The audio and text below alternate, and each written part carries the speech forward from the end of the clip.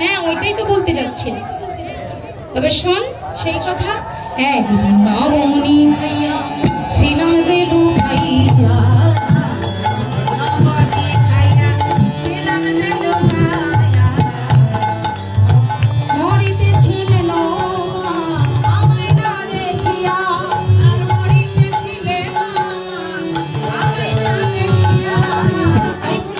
আমি মাকে না বলে গোষ্ঠীতে যাব না, মায়ের নাম বলি আমি গোষ্ঠীতে যাব না,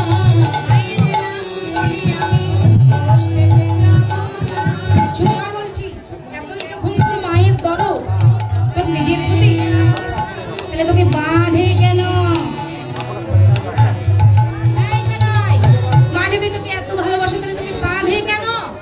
মায়ের ঘরে 9 লক্ষ ধনুক পাল, এতটুকু নবনী যদি আমাকে দিয়ে দিস, নিজে খেয়ে নিস, তাহলে সমস্যা কোথায়? তাহলে ওইটা চুরি করলেই মা তোকে বাঁধে কেন? বাঁধে। আর বাঁধার জন্য কি অবস্থা হয়েছিল তোর মনে নেই? সব ভুলে গেছিস? মনে পড়ছে না তোর? মা যেদিন তোকে বেঁধেছিল সেদিন তোর কি হয়েছে? শুধু বলে বাঁধলো, দিলি ছু, আর তার সঙ্গে সঙ্গে যা হওয়ার তো হয়ে গেল। ও কানে শোন না ভাই, মায়ের এত সাফাই করতে নেই, মানে সুপুরিশ করতে নেই, বুঝলি? মায়ের সুপুরিশটা একটু কম করে কর। বলে কেন? তুই বললি একদিন নবনী খায়াল ছিলাম লুকিয়ে মরিতে ছিলেন মামায় না দেখে, তাই তো? কিন্তু আমি বলবো জানি রে তোর মায়ের প্রেম যত ভালোবাসে,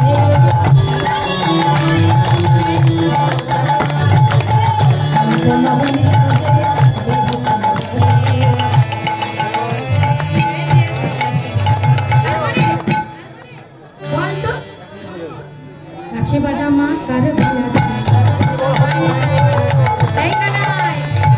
আগে বার বার আমায় ভুলে, কাছে বাদামা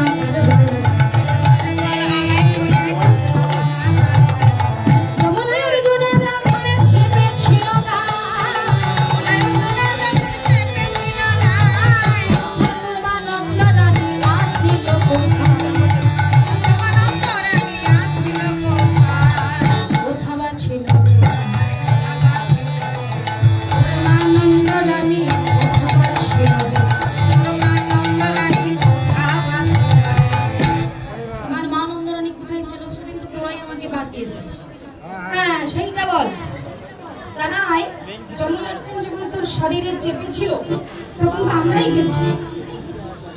একটা কথা ভেবে দেখুন তো বাবা, যমুনা অর্জুনকে তোলার মতো ক্ষমতা রাখালদের রঙের শক্তি কে দান করেছিল? যমুনা অর্জুনকে তুলবে সেই শক্তিটা কে দান করেছিল? হ্যাঁ, কৃষ্ণ স্বয়ং দান করেছে। তা তোদেরকে আমি শক্তি দিয়েছি, এটা তো আর তোরা জানিস না। রাখালরা ভাবে কৃষ্ণ শুধু আমাদের সখা, কৃষ্ণ ভগবান, এটা যদি ভাবতো তাহলে ওরা সখ্য প্রেমে কৃষ্ণকে ভালোবাসতে পারতো না। রাখালদের যেটা সেবা সেটা হলো অসংকোচে, মা যশোদার হলো বাৎসল্য প্রেম, আর ওদেরটা হলো সখ্য প্রেম, অসংকোচে কৃষ্ণ সেবা। খেতে খেতে ওরা কৃষ্ণকে এঁটো দিতে পারে, আর কৃষ্ণ খেতে খেতে ওদেরকে এঁটো দিতে পারে, মানে উভয়ের এঁটো খায়। এটা হলো সখ্য প্রেম, আর এটা হলো বন্ধুত্বের ভালোবাসা। বন্ধু বলে বন্ধুকে এঁঠো দেওয়া যায়, কিন্তু দাস্য প্রেমে সেটা করা যায় না বাবা। ভক্ত হনুমান কি কখনো ভগবানকে এঁঠো দিয়েছেন? এটা হলো সম্ভ্রমবোধে সেবা। এই সেবা দিতে গেলে ভগবানকে শুধু প্রভুই ভাবা যায়, বন্ধু ভাবা যায় না। আর রাখালগণ বন্ধু ভেবে সেবা দেয় বটে, তাই তো কৃষ্ণ ভক্তের উৎকৃষ্ট সেবা করে। কত মধুর কথা। আসলে কৃষ্ণ কথা এত মধুর হয় যে বলতে বলতে এমন একটা পর্যায়ে চলে যায় যেন সেই হয় না, জীবন শেষ হয়ে যাবে, কোনোদিন কৃষ্ণ কথা শেষ হবে। এত মধুর কথা। বাইরে অন্য কোনো গান গাইতে হয় না বাবা, কিছু মনে করবেন না, আমি গাইও না। গান অন্যদিকে গাইতে হবে না, আমি গাইও না, আপনারা হয়তো আপনাদের মনোরঞ্জন আমি করতে পারছি না, কারণ অনেক রকমের গান গাইতে হয়, আমি জানি না। সবচেয়ে আমার বেশি ভালো লাগে যদি একটু আলোচনা করা যায়, কৃষ্ণ কথা আলোচনা, একটা প্রেম ভক্তি, এটাই তো আমরা ভক্তের কাছে চাই। আর ভগবান যেটা চায় আমরা তো সেটা দিতে পারি না বাবা, তাই না? আমরা সামান্য মানুষ, আমাদের কতটুকু ক্ষমতা আছে, আমরা কতটুকু দিতে পারি। তো যাই হোক, আপনারা গোবিন্দ সেবার জন্য আমাদের কাঙ্গালদেরকে একটু দান করবেন। হ্যাঁ, আমার পক্ষ থেকে আমার দাদা যাচ্ছে।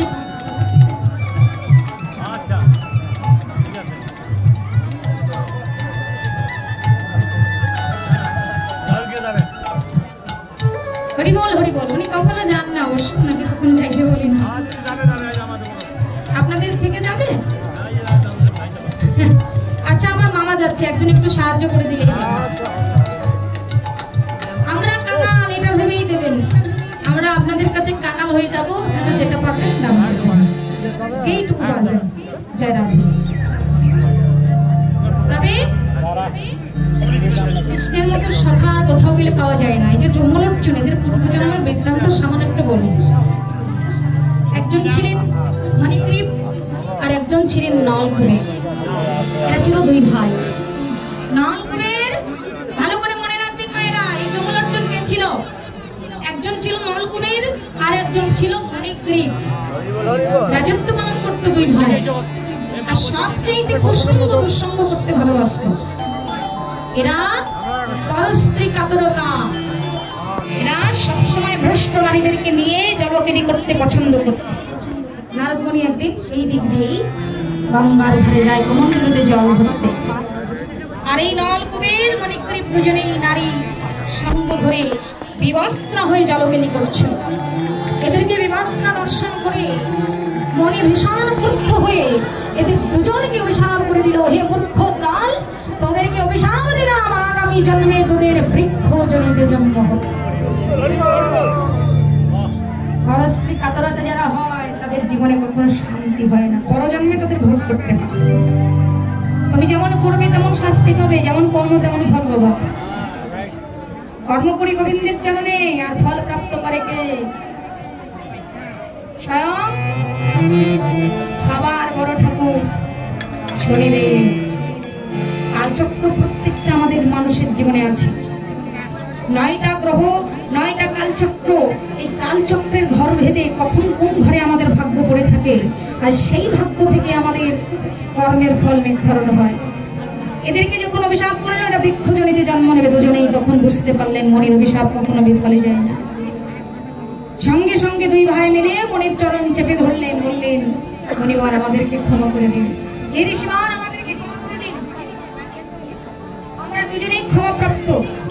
এইবার দুজনকেই তিনি ক্ষমা করে দিলেন, বললেন, হ্যাঁ ক্ষমাপ্রাপ্ত হবে, তবে তোমাদের সাজা ভোগ হবে। একবার যখন আমি বলেছি তোমাদের বৃক্ষজনিতে জন্ম হবে, তবে হবে, তবে উদ্ধারের উপায় বলো।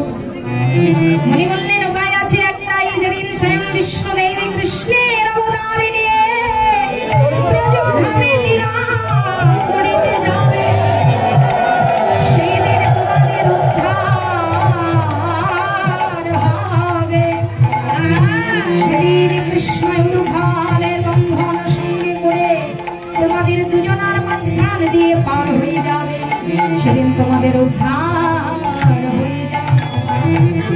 যেদিন বামচরণ কৃষ্ণ পার করবে উদ্ধার নিয়ে, সেই দিন তোমাদের প্রতিদিন হবে না, একদিন বামচরণ উদ্ধার, বামচরণ পার করলেই তোমাদের উদ্ধার হবে।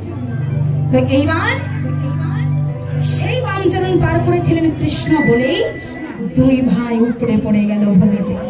এই যমুনার্জুনের যখন কৃষ্ণাঙ্গ স্পর্শ করার সঙ্গে সঙ্গে তারা উদ্ধার পেয়ে গেল। আর কৃষ্ণাঙ্গ স্পর্শে উদ্ধার পেয়ে গেল, বডিটা পড়ে থাকলো, দেহটা পড়ে থাকলো, সেইটা এসে রাখালগঞ্জের শক্তিদান করা হলো। এই যমুনার্জুনকে তোলার শক্তি কারো ছিল না, কৃষ্ণ শক্তিদান করেছিল বলে এরা তুলতে পেরেছিল।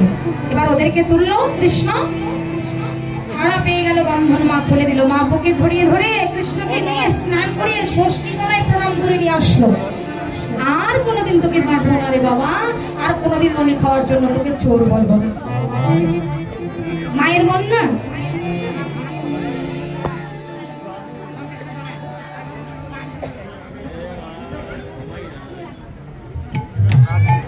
আপনারা ষষ্ঠী উপোস করেন না? করেন? একটা হলো জামাই ষষ্ঠী, আর একটা আছে চাপড় ষষ্ঠী, আছে না? যেটা হচ্ছে ওই যে ঠোলা কাটতে হয়, কলা গাছের ঠোলা, ওই ঠোলার উপরে চাল দিয়ে মানুষ বানাতে হয়। আপনারা জানেন না? আমাদের ওদিকে হয়, হয় না? এদিকে বাচ্চা ষষ্ঠী বলে ওইটাকে। ওইটাকে মানে সোজা ভাষায় বলে সাওয়াল ষষ্ঠী, মানে বাচ্চার জন্য। এটার একটা কাহিনী আছে। হ্যাঁ, রাজা